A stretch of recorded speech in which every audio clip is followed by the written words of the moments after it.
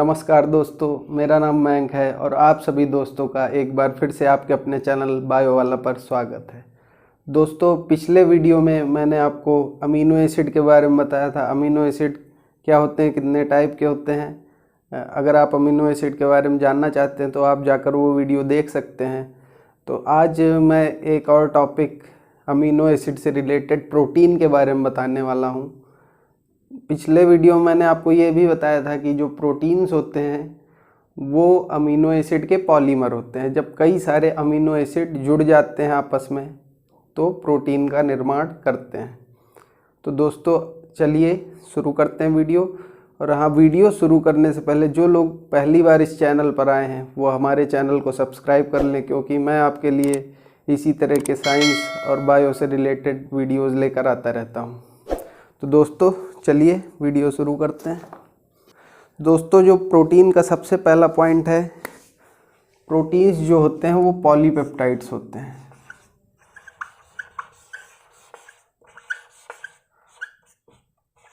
Polypeptide से क्या मतलब है, यहाँ पर मैंने आपको अमीनो एसिड का स्ट्रक्चर बताया था। अमीनो एसिड में एक कार्बन होता है, कार्बन की 4 वैलेंसी होती है। एक बॉन्ड पर COH ग्रुप लगा होता है, एसिड ग्रुप। दूसरे पर अमीनो ग्रुप लगा होता है, अमीन ग्रुप। और एक कार्बन की वैलेंसी हाइड्रोजन से सेटिस्फाइड होती है और एक कार्बन की वैलेंसी पर R ग्रुप लगा होता है, एल्काइल ग्रुप। तो ये एल्काइल ग्रुप जब बदलता रहता है तो अमीनो एसिड के नाम भी बदल जाते हैं, अमीनो एसिड बदल जाता है। तो मैंने आपको बताया था स्टैंडर्ड अमीनो एसिड, ऐसे अमीनो एसिड जो प्रोटीन के निर्माण में भाग लेते हैं उनको स्टैंडर्ड अमीनो एसिड कहते हैं। और इनकी संख्या 21 है, आपकी NCERT में लिखी हुई है। 21 स्टैंडर्ड अमीनो एसिड होते हैं जो मिलकर प्रोटीन का निर्माण करते हैं। तो अब यहाँ पर देखिए, यहाँ पर मैं R ग्रुप की जगह CH3 मान लेता हूँ।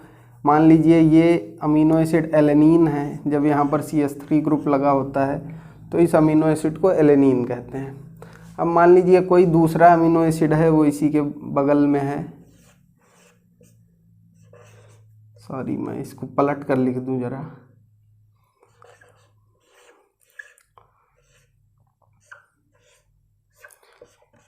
ये अमीन ग्रुप हो गया और ये H, और यहाँ पर ये मान लीजिए H ग्रुप है, ये ग्लाइसिन है।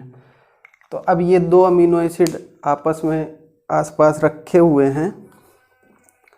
तो अब यहाँ से वाटर निकल जाएगा।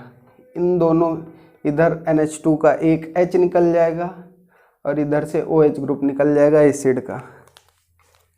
ये देखिए, मैं आपको करके दिखाता हूँ। तो ये देखिए वाटर निकल रहा है, एक H और ये OH।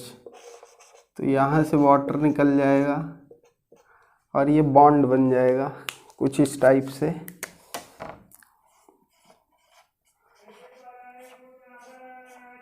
यहाँ पर NH बचेगा और ये तो वैसे ही रहेगा। और यहाँ पर OC, ये भी वैसे ही रहेगा। तो ये देखिए CONH बॉन्ड जो यहाँ पर बना है, CONH बॉन्ड, इस बॉन्ड को ही हम लोग पेप्टाइड बॉन्ड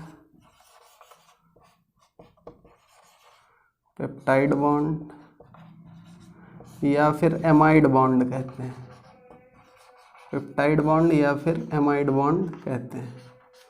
ये जो CONH बॉन्ड बना है, इसी बॉन्ड को ही हम लोग पेप्टाइड बॉन्ड या एमाइड बॉन्ड कहते हैं। तो जब अमीनो एसिड के बीच से किन्हीं दो अमीनो एसिड के बीच से वाटर या पानी निकल जाता है तो CONH बॉन्ड का निर्माण होता है और इसी बॉन्ड को पेप्टाइड बॉन्ड या एमाइड बॉन्ड कहते हैं।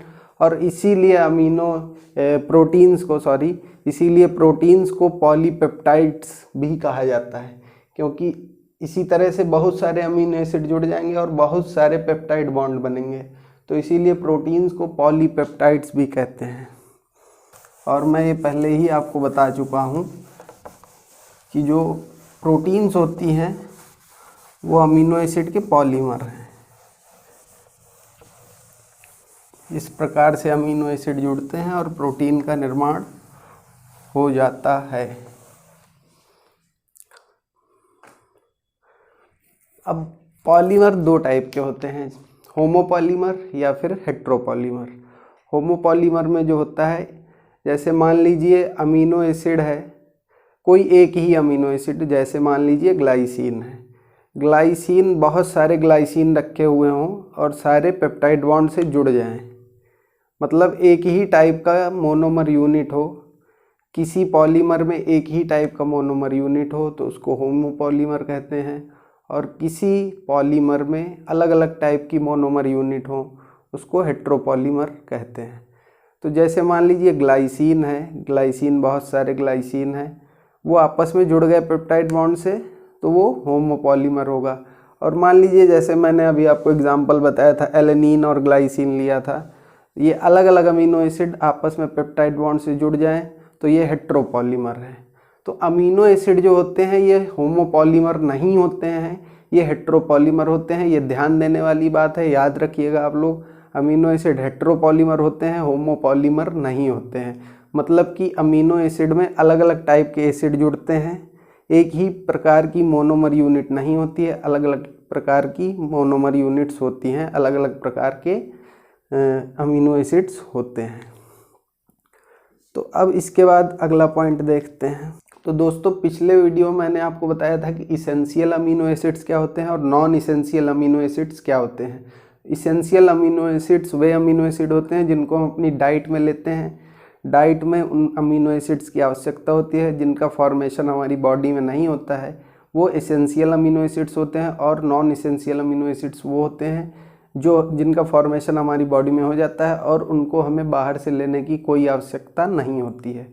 तो दोस्तों अब प्रोटीन क्या क्या काम करती है इस बारे में जान लेते हैं। कुछ प्रोटीन्स होती हैं जैसे कोलेजन हो गया, वो इंटरसेलुलर ग्राउंड सब्सटेंस का निर्माण करती हैं। ट्रिप्सिन हो गया, मोस्ट एंशिएंट एंजाइम है, ये एक एंजाइम है जो प्रोटीन है, प्रोटीन ही है जो एंजाइम की तरीके से काम करता है। इंसुलिन हो गया, एक हार्मोन है जो प्रोटीन ही होता है, हार्मोन की तरीके से काम करता है। और कुछ प्रोटीन्स होती हैं जो किसी मटेरियल के ट्रांसपोर्टेशन में हेल्प करती हैं, और कुछ प्रोटीन्स होती हैं जो ग्लूकोज के ट्रांसपोर्टेशन में हेल्प करती हैं। और दोस्तों यहाँ पर बहुत ही इम्पोर्टेंट पॉइंट हैं, दो बहुत ही महत्वपूर्ण पॉइंट हैं। एक प्रोटीन होती है कोलेजन और एक होती है रूबिस्को।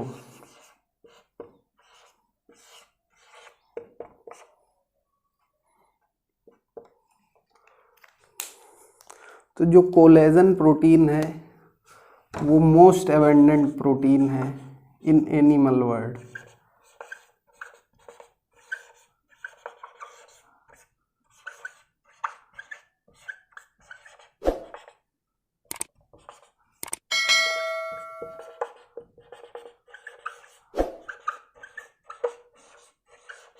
एनिमल वर्ल्ड की सबसे एबंडेंट प्रोटीन, सबसे ज़्यादा पाई जाने वाली प्रोटीन एनिमल वर्ल्ड की कोलेजन है। और ये रूबिस्को, इसका पूरा नाम है रिबुलोज बाईफॉस्फेट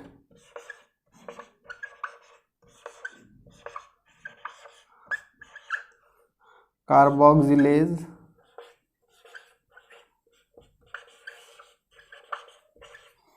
ऑक्सीजनेज। ये मोस्ट एबंडेंट प्रोटीन है अब हमारे पूरे बायोस्फीयर की, मोस्ट एबंडेंट प्रोटीन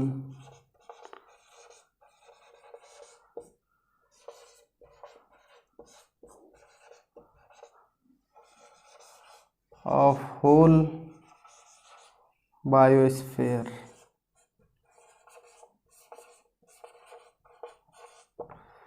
ये हमारे संपूर्ण ब्रह्मांड की सबसे ज़्यादा पाई जाने वाली प्रोटीन होती है। रूबिस्को हमारे ब्रह्मांड की सबसे ज़्यादा पाई जाने वाली प्रोटीन है। इसका पूरा नाम है रिबुलोज बाईफॉस्फेट कार्बोक्सिलेज ऑक्सीजनेज। ये हमारे ब्रह्मांड की सबसे ज़्यादा पाई जाने वाली प्रोटीन है, most abundant protein of whole biosphere. और जो कोलेजन है वो most abundant protein of the animal world है। हमारे एनिमल वर्ल्ड में सबसे ज़्यादा पाई जाने वाली प्रोटीन कोलेजन है। तो दोस्तों आज मैंने आपको प्रोटीन का बेसिक आइडिया दिया। उम्मीद करता हूँ आपको वीडियो पसंद आया होगा, और अगर आपको वीडियो पसंद आया हो तो हमारे वीडियो को लाइक ज़रूर कीजिएगा, अपने दोस्तों के साथ शेयर भी ज़रूर करिएगा, और हमारे चैनल को सब्सक्राइब करना तो बिल्कुल भी मत भूलिएगा, क्योंकि मैं आपके लिए इसी तरह की वीडियोस लेकर आता रहता हूं। तो दोस्तों अगले वीडियो में मैं आपको स्ट्रक्चर ऑफ प्रोटीन्स के बारे में बताऊंगा। प्रोटीन का स्ट्रक्चर किस प्रकार की कितने प्रकार की प्रोटीन होती है स्ट्रक्चर के आधार पर। दोस्तों अगले वीडियो में मैं आपको इस बारे में बताऊंगा। तो दोस्तों तब तक के लिए देखते रहिए बायो वाला, और आप सभी का वीडियो देखने के लिए बहुत बहुत धन्यवाद।